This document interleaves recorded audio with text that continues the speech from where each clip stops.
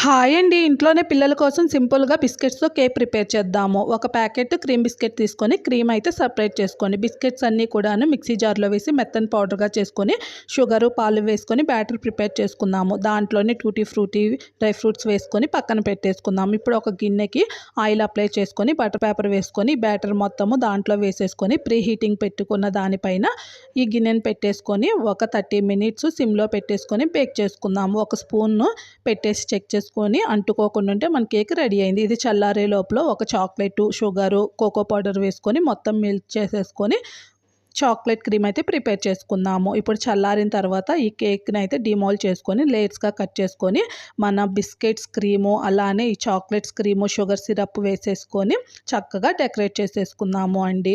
చాలా సింపుల్‌గా అయిపోతుంది. ఫుల్ వీడియో మన ఛానల్ నేమ్ కింద ఇస్తున్నాను. ఒకసారి చెక్ చేయండి. అలానే ఛానల్‌ని సబ్స్క్రైబ్ చేయండి, సపోర్ట్ చేయండి. Thank you for watching.